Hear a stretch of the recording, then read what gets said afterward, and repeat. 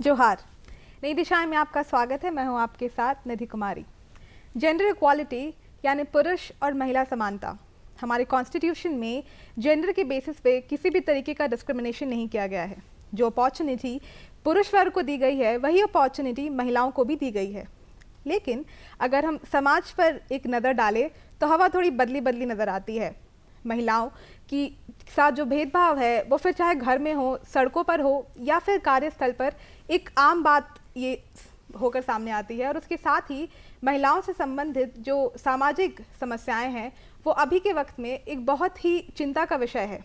आज के हमारे इस कार्यक्रम पर हम महिलाओं की सशक्तिकरण पर चर्चा करेंगे। हमारे राज्य झारखंड में अलग अलग ऑर्गेनाइजेशन और संस्थानों द्वारा किस तरीके के कैंपेन्स या प्रोग्राम्स चलाए जा रहे हैं उस पर हम बात करेंगे। कौन से ऐसे क्षेत्र हैं जिस पर और काम करने की ज़रूरत है। बीते वर्ष सरकार ने 2 अहम फैसले महिलाओं को ध्यान में रखकर लाए हैं, उस पर भी थोड़ी चर्चा करेंगे। चर्चा करने के लिए आज हमारे साथ स्टूडियो में मौजूद हैं ICRW की स्टेट कोऑर्डिनेटर तन्वी झा और हमारी दूसरी खास मेहमान हैं क्रिया की प्रोग्राम मैनेजर बबीता सिन्हा। आप दोनों का बहुत बहुत स्वागत है हमारे कार्यक्रम में। सबसे पहले तो अगर हम सशक्तिकरण की बात कर रहे हैं तो तन्वी, मैं आपसे शुरू करना चाहूँगी कि अभी के वक्त में वर्तमान में ICRW द्वारा किस तरीके के प्रोग्राम्स झारखंड राज्य में महिलाओं से संबंधित चलाए जा रहे हैं और एक्टिवली अभी चल रहे हैं। जी, थोड़ा सा आपको बैकग्राउंड देना चाहूँगी।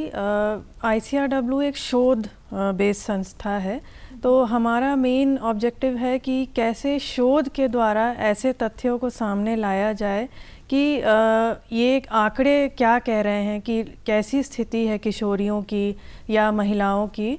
और ICRW ने 1976 से ही अलग अलग तरह के शोध हमारे देश में किए और घरेलू हिंसा के ऊपर एक जो शोध हुआ था वो काफ़ी अहम, उसमें ये बात निकल के आई थी कि लगभग 80% महिलाएं किसी न किसी रूप में उनके साथ हिंसा हुई और उसको देश में डोमेस्टिक वायलेंस एक्ट में भी तब फिर उसको उतारा गया। और अभी झारखंड में किशोरियों के ऊपर मेनली फोकस करते हुए, क्योंकि ये देखा गया है कि अगर आप जीवन के शुरुआती दौर में अगर इंटरवीन करते हैं, अगर काम करते हैं तो काफ़ी बदलाव आगे चल के देखने के लिए मिलता है। तो अभी एक्शन रिसर्च के द्वारा ये दिखाने की कोशिश की जा रही है कि अगर विद्यालय में लड़कियों के साथ सत्र किए जाएं, अगर समुदाय में उनके साथ काम किया जाए और मेन और जो उनके जो भाई हैं या उनके समुदाय में जो पुरुष हैं उनके साथ अगर काम किया जाए तो ही एक बदलाव की लहर आ सकती है। और वही हम कुछ ऐसे क्षेत्रों को चूज़ करके हम वहाँ पर कर रहे हैं जहाँ पर ये समस्याएं बहुत बड़ी है। बाल विवाह, जैसे गोड्डा में हम काम कर रहे हैं जहाँ की 64% बाल विवाह है आज के भी परिवेश में। तो यही है ICRW का काम। बिल्कुल। बबीता जी, अगर हम क्रिया के कैंपेन्स और प्रोग्राम्स की बात करें तो अभी झारखंड में कौन से एक्टिवली प्रोग्राम्स चल रहे हैं महिलाओं के लिए? धन्यवाद निधि। एक्चुअली मैं थोड़ा सा उस काम के बताने से पहले मुझे लगता है थोड़ा सा क्रिया के बारे में बताऊं। तो क्रिया एक अंतर्राष्ट्रीय मानवाधिकार संस्थान है जो महिलाओं के किसी भी तरह के जेंडर आधारित हिंसा के खिलाफ या जेंडर आधारित जो भेदभाव है उसके लिए काम कर रही है। और मुख्य रूप से हमारा जो काम है वो क्षमता निर्माण का काम है, जो हम महिलाओं के साथ और लड़कियों के साथ करते हैं, उनके नेतृत्व का विकास और ऐसे स्पेस को क्रिएट करना जहाँ पे वो अपनी बात को रख सके। झारखंड में मुख्य रूप से हमारा जो काम है, क्योंकि झारखंड में एक बहुत बड़ा स्पेस महिलाओं के लिए क्रिएट किया गया था पंचायत के माध्यम से, पंचायत में उनके नेतृत्व के माध्यम से। तो इतना बड़ा एक समूह जब पंचायत में काम कर रहा है, महिलाएं काम कर रही है, तो ये देखने को मिला था कि यहाँ पे प्रॉक्सी रिप्रेजेंटेशन काफ़ी हाई है। महिलाएं आ तो गई हैं चुन के, पर उनका रिप्रेजेंटेशन उस तरीके से हो नहीं रहा है। उनके घर के कोई सदस्य जाके उनका रिप्रेजेंटेशन कर रहे हैं। लड़कियां जो हैं उनकी बहुत सारी समस्याएं हैं। तो हमारा ये मुख्य रूप से झारखंड में काम है कि हमारे कार्यक्रम चलता है मेरी पंचायत मेरी शक्ति करके। तो मेरी पंचायत मेरी शक्ति कार्यक्रम के माध्यम से हम लोग इन पंचायत के महिलाओं का नेतृत्व का विकास कर रहे हैं। साथ ही हमारा उद्देश्य है कि जो किशोरी लड़कियां हैं, युवा महिलाएं हैं, उनके साथ उनकी यौनिकता के अधिकार को लेके, उनके SR-HR इश्यूज़ को लेके उनके साथ बातचीत करना, उनके स्पेस को क्रिएट करना, उनके जो अधिकार है वो किस तरीके से पंचायतों में आए, क्योंकि मुख्य रूप से पंचायतों में उनके मुद्दे आते नहीं हैं। तो एक स्पेस क्रिएट करना, तो ये मेरी पंचायत मेरी शक्ति एक अहम कार्यक्रम है हमारा। उसके साथ ही हम इट्स माय बॉडी करके कार्यक्रम है जो हम युवा लड़कियों के साथ कर रहे हैं। साथ ही हमारा एक नेटवर्क का भी काम चल रहा है, जो महिला संगठन है, जो महिला नेतृत्व करने वाली संगठन है, उनका एक नेटवर्क बिल्डिंग का काम किया जा रहा है। और ये नेटवर्क बिल्डिंग का मुख्य रूप से उद्देश्य है कि जो नारीवादी आंदोलन एक मुख्य विजन है क्रिया का, जिसके माध्यम से हम लोग चाहते हैं कि सारी महिला संस्थाएं एक प्लेटफॉर्म पर आएँ और एक आंदोलन के रूप में फेमिनिज्म पे काम करे, बात करे। तो वो इब्तदा करके एक नेटवर्क है जिसकी कैपेसिटी बिल्ड करना, जिसके साथ नेतृत्व क्षमता का विकास करना, जिनके साथ और किस तरह के क्रॉस मूवमेंट बिल्डिंग पे काम किया जा सकता है, उसको लेके हम काम कर रहे हैं।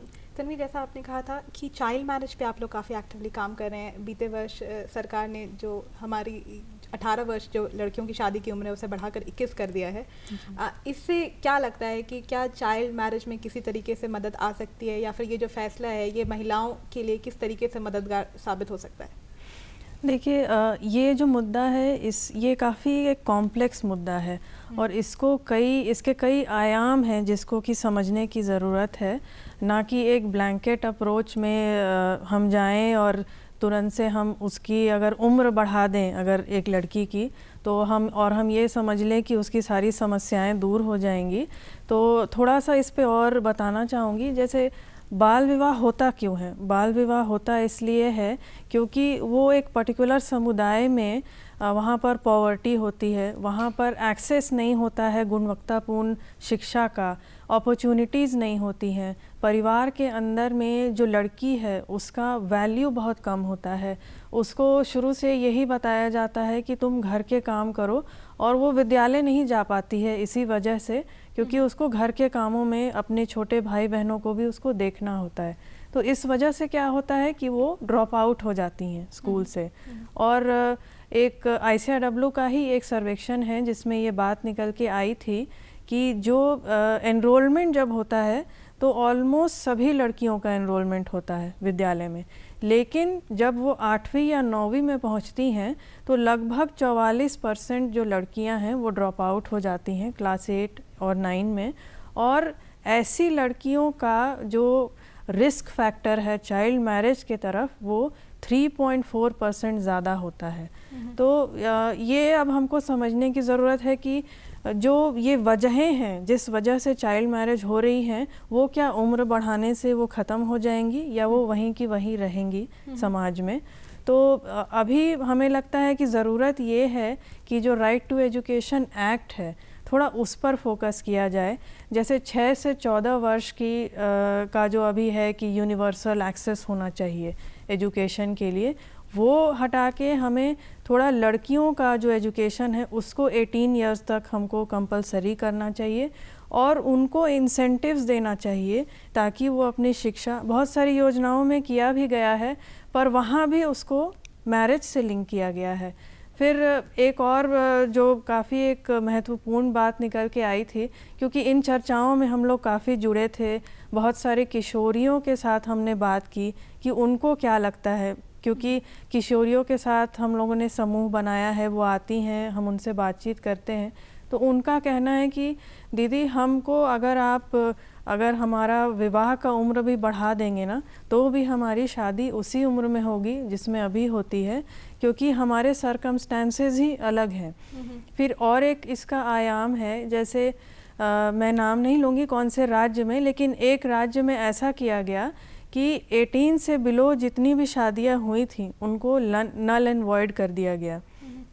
तो उससे एक केस स्टडी का एक एग्जाम्पल है कि एक लड़की थी जिसकी शादी हुई थी 16 वर्ष में और 18 वर्ष में उसकी शादी नल एंड वॉइड हो गई और उसी साल वो विडो भी हो गई।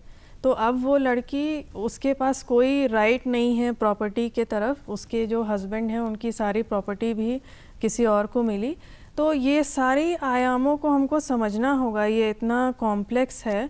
और जैसा आपने कहा कि ब्लैंकेट अप्रोच के साथ नहीं बल्कि हर ब्रांच पे हमें फोकस करने की ज़रूरत है। बबीता जी, जैसा कि आपने कहा कि आप लोग रिप्रोडक्टिव राइट्स जो है महिलाओं की, उस पर आप लोग काफ़ी एक्टिवली काम कर रहे हैं। वर्ष 2021 में medical termination of pregnancy amendment act लाया गया और कहीं ना कहीं कहा जा सकता है कि जो महिलाओं को एक डिग्निटी जिसकी थोड़ी सी कमी थी पहले, वो जो एक्ट थे उसके थ्रू, या फिर जो बॉडीली ऑटोनॉमी थी जो पहले नहीं थी, वो भी मिल सकती है या फिर दी गई है। तो किस तरीके से ये जो एक्ट है ये महिलाओं के हक में और उनके सशक्तिकरण में मदद कर रहा है? एक्चुअली मुझे लगता है कि जो मेडिकल टर्मिनेशन वाला अभी जो 2001 में 2021 में ये मार्च में पारित हुआ है, ऑफ कोर्स ये काफ़ी सराहनीय कदम है, क्योंकि 71 का जो एक्ट था उसमें अमेंडमेंट इतने दिनों बाद किया गया। तो अमेंडमेंट में जो बातें कही गई हैं, मुझे लगता है कि वो पितृसत्तात्मक लिबरलाइजेशन की बात है, क्योंकि वो लिबरल होते हुए भी उसमें बहुत सी बातें हैं। उसको भी मैं एक तन्वी की जैसा ही कहूँगी कि ब्लैंकेट अप्रोच में नहीं देख सकते हैं। बहुत अच्छी चीज़ें उन्होंने जो पहला कदम लिया है, सराहनीय कदम जिसको हम कह सकते हैं, वो है कि अब जो लड़कियाँ शादीशुदा नहीं हैं वो भी टर्मिनेशन में जा सकती है, जो कि उसके ऊपर पहले काफ़ी पाबंदी थी। तो वो एक अच्छा वेलकम स्टेप है। बट आज के दिन में भी वो कंट्रोल किसके पास है? क्योंकि पहले क्या था कि जो 12 सप्ताह के बाद आपको एक डॉक्टर्स की ज़रूरत थी, अभी क्या है वो 20 से 24 सप्ताह के अंदर 2 डॉक्टर्स की बात कही गई है, फिर 24 सप्ताह के बाद आपको एक मेडिकल बोर्ड की बात कही गई है। तो ये जो जितना सारा रिकमेंडेशंस हैं, ये तीन अहम रिकमेंडेशंस हैं जो 71 के बाद उसमें चेंजेस हुए थे। उसमें ये सबसे अहम बात जो मुझे लगता है कि आज भी जो चेंजेस हुआ है उसमें हम जैसी संस्थाओं को थोड़ी सी मुश्किल इसलिए भी आ रही है, और हमने इसको लेके काफ़ी बातचीत भी करी थी कि ये चॉइस किसका है, टर्मिनेशन कराना है हमें, तो चॉइस किसका है? चॉइस हम डॉक्टर्स के हाथ में कैसे दे सकते हैं? चॉइस हम मेडिकल बोर्ड के हाथ में कैसे दे सकते हैं? इसको 2-3 यदि कॉन्टेक्स्ट में सोचे, यदि कोविड के सिचुएशन में देखिए, पास्ट 2.5 ईयर्स का एक्सपीरियंस देखें, तो जैसा कि हम जानते हैं कि घरों के अंदर जो डोमेस्टिक वायलेंस के इश्यूज़ हैं वो काफ़ी बड़े हैं। जब ये बड़े हैं तो प्रेगनेंसी के केसेस भी काफ़ी बड़े हैं, और काफ़ी महिलाओं ने जाके कोर्ट के अंदर जाके अपील किया है कि आफ्टर 20 वीक्स उनको टर्मिनेशन कराने के लिए काफ़ी कॉम्प्लिकेशंस का सामना करना पड़ रहा है, क्योंकि डॉक्टर्स अवेलेबल नहीं है। क्योंकि जो टेक्निकल बातें कही गई है वो एक गायनी ही उसको उनके ये पे ही हो सकता है टर्मिनेशन। कोविड में डॉक्टर्स की ऐसी कमी हो गई।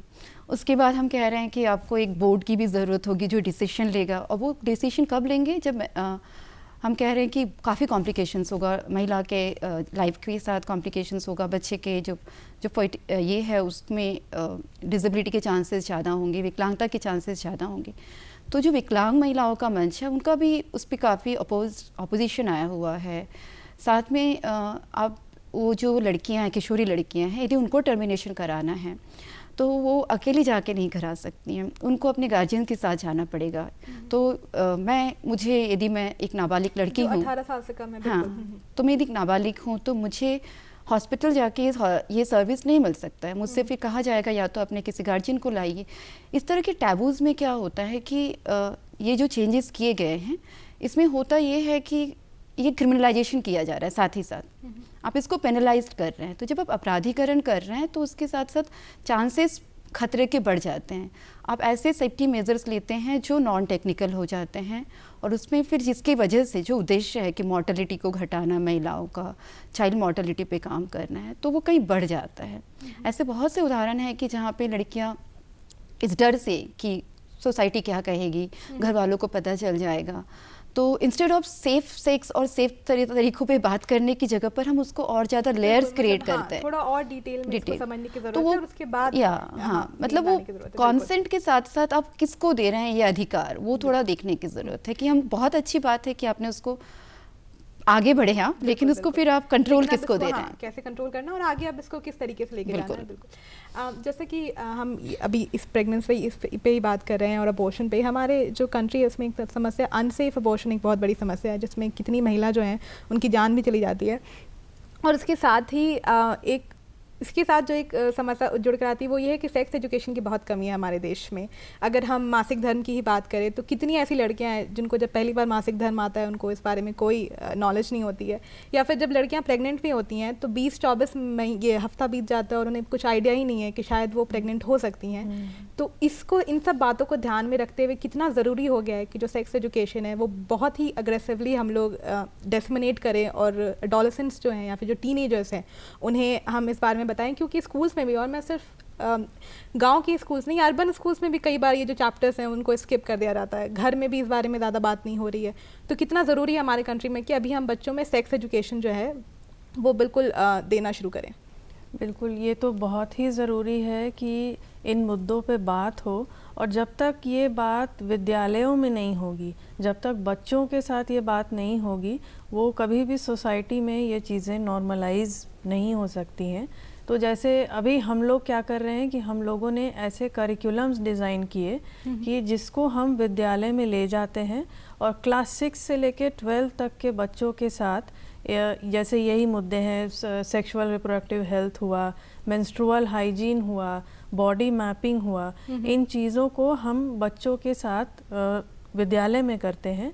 तो ये कई बार चैलेंज आता है, कई बार जो प्रधान अध्यापक हैं या शिक्षक हैं वो कहते हैं कि आप ये मत यहाँ पर पढ़ाइए, क्योंकि पेरेंट्स आके हमें कहते हैं कि आप मत, और जो टीचर्स हैं वो भी कंफर्टेबल नहीं हैं इस तरह के इसमें।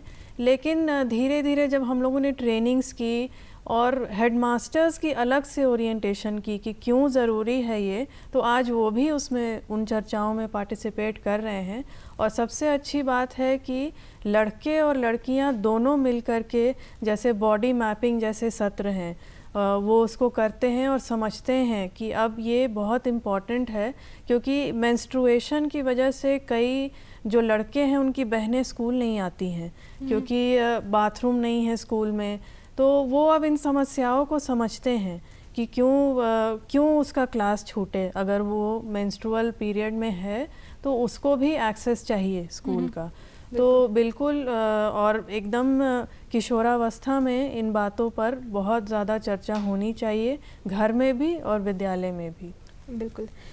जैसे कि हम क्रिया के बारे में बात कर रहे थे कि फेमिनिस्ट ऑर्गेनाइजेशन है, फेमिनिस्ट लीडर्स जो हैं उनको हम प्रमोट करने पर काम कर रहे हैं। जब हम फेमिनिज्म इस शब्द की बात करते हैं तो बीते कुछ वर्षों में बहुत ही अलग अलग तरीके से इसको डिफ़ाइन और रीडिफ़ाइन किया गया है। कभी नेगेटिव इसको दृष्टि से भी देखा गया है। अगर मैं खुद अभी फेमिनिज़्म शब्द टाइप करती हूँ तो मुझे सूडो फेमिनिज़्म या फिर नेगेटिव फेमिनिज़्म, बैड फेमिनिज़्म, इस तरीके के शब्द मुझे देखने को मिलते हैं। क्रिया इसे किस तरीके से डिफ़ाइन करता है? आपको अगर डिफ़ाइन करना हो जो दर्शक हैं तो आप क्या बताइएगा कि फेमिनिज़्म आखिर असल में है क्या?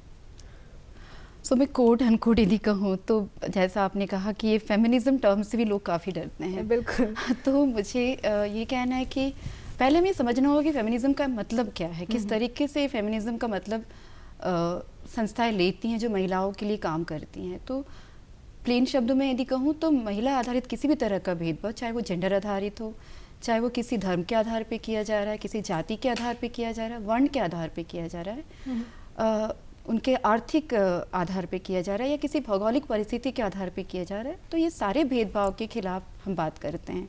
और फेमिनिज्म वही है कि ये सारे भेदभाव के खिलाफ हमें बात करनी है और वो जेंडर आधारित जो भेदभाव है उसको खत्म करना है। और मानव अधिकार की हम बात करते हैं कि सबके लिए बराबर अधिकार है और अधिकार सबके लिए, महिलाओं के लिए उसके आधार पे कोई भेदभाव नहीं होना चाहिए।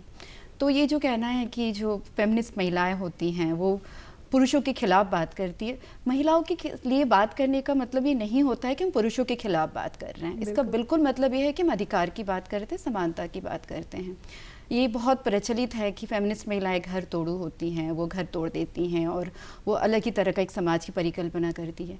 तो जो हम परिकल्पना करते हैं वो कहते हैं कि जो हाशिए पे लोग हैं, चाहे वो विकलांग महिलाएं हैं, चाहे वो किसी भी तरह के जेंडर आधारित आइडेंटिफिकेशन है, उसके आधार पे आप किसी को हाशिए पे नहीं, क्योंकि वो किसी पर्टिकुलर ये से है तो उसको हाशिए पे नहीं कर सकते। ये कॉन्स्टिट्यूशनल राइट है कि सबको बराबर का हक मिलना है, हर किसी का इक्वल स्पेस है।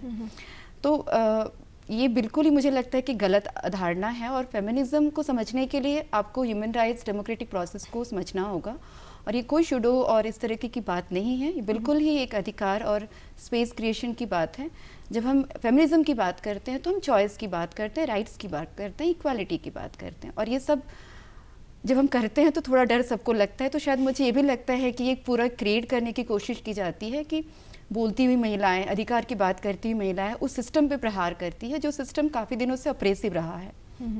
तो जो शोषण है उसको यदि तोड़ते हैं तो थोड़ा तो नेगेटिव आपको सहना पड़ता है। तो हाँ, अगर एक शैल में देखें तो बात इक्वालिटी की है कि अगर जो पुरुष है उसे जॉब कर रहे हैं वो अपने हक से, तो महिलाओं को किसी की परमिशन की ज़रूरत नहीं है अपने घर से या फिर हस्बैंड से, वो उनका हक है, तो किसी हायर लेवल के अथॉरिटी से उनको हाँ सुनने की ज़रूरत नहीं है। बिल्कुल इक्वालिटी की बात है, तो उसी तरीके से फेमिनिज्म को यहाँ पे डिफाइन किया जा रहा है। मैं बस ये ऐड करूँगी कि क्या परमिशन क्यों लेंगे, यदि हम बराबरी के हक, हमें क्यों लगता है कि हमें किसी से परमिशन लेने, ये तो सहमति की बात है और चॉइस की बात है। बिल्कुल, तो ये थोड़ा सा डिस्टर्बिंग है।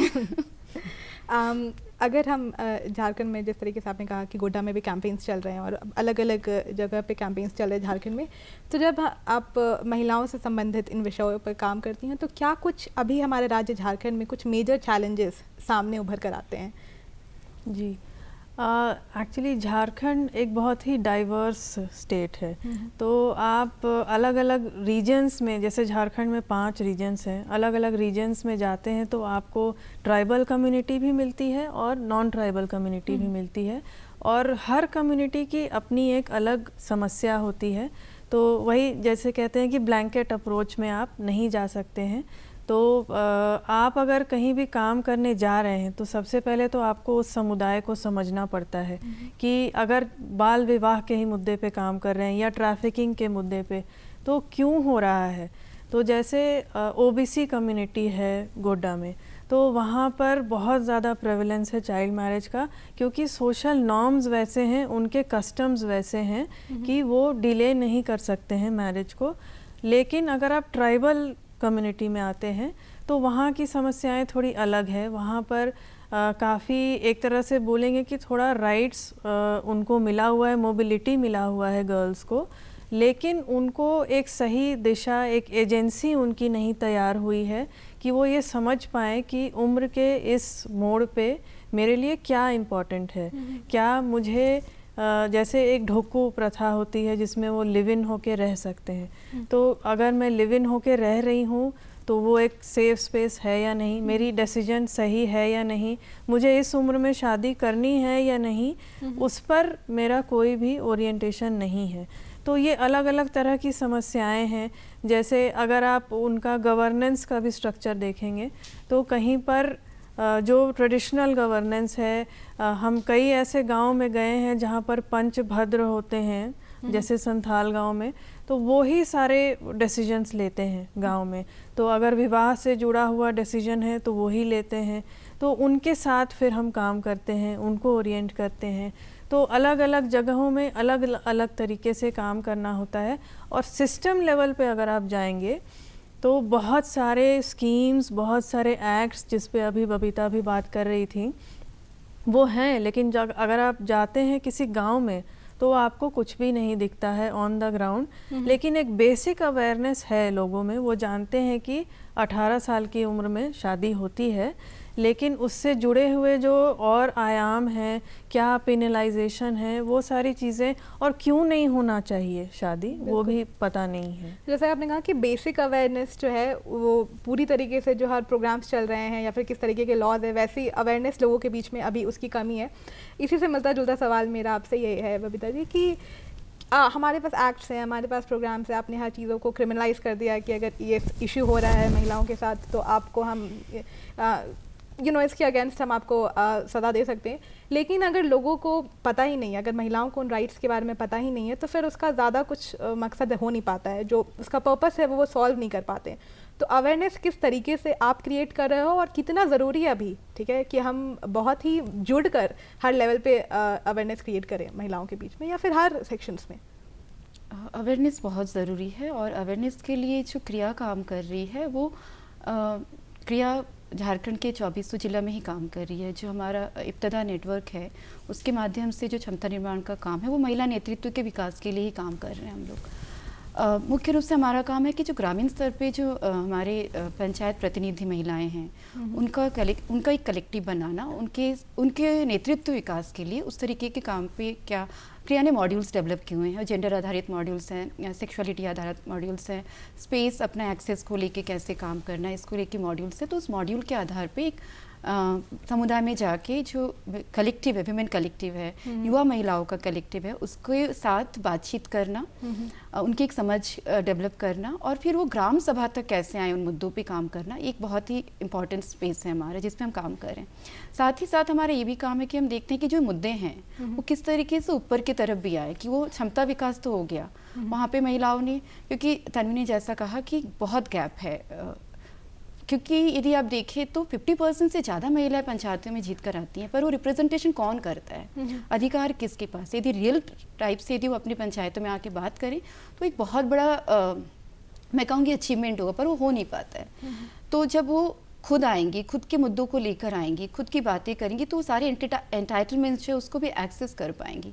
तो इन सारों मुद्दों पे क्रिया का जो है वो साथ ही साथ मूवमेंट बिल्डिंग का काम भी चल रहा है कि हम अन्य ऐसे संगठन जो इन मुद्दों को लेकर एडवोकेसी या जन वकालत का काम करें, उनके साथ चाहे वो राष्ट्रीय स्तर पे हो चाहे वो अंतर्राष्ट्रीय स्तर पे हो, इन मुद्दों को लेकर बातचीत करना, पॉलिसी लेवल पे बात करना, रिफॉर्म्स के लेवल पे बात करना और उन मुद्दों को लेके मैं कहूँ तो आंदोलन भी क्रिएट करना जहाँ पे उन बातों को ज़्यादा से ज़्यादा विजिबल करा पाएं। मतलब हाँ, तो जब हम सशक्तिकरण की अगर बात करें महिलाओं की, तो हर स्तर पर और हर वर्ग की महिला और हर उम्र की महिलाओं को हमें जोड़ने की ज़रूरत है। हर जो अलग अलग, भले वो अर्बन हो या फिर रूरल एरियाज़ हो, हर तरफ से जितना भी हम महिलाओं को इससे जोड़ सकते हैं एक प्लेटफॉर्म पे, जैसा कि तन्वी जी ने कहा कि सबको एक प्लेटफॉर्म पे लाने की ज़रूरत है। आप दोनों यहाँ पे आए, जो सशक्तिकरण, महिलाओं के सशक्तिकरण के लिए जिस तरीके से आपने जो इन्फॉर्मेशन दी उसके लिए बहुत बहुत शुक्रिया। इसी के साथ हमें भी दीजिए इजाज़त। नमस्कार।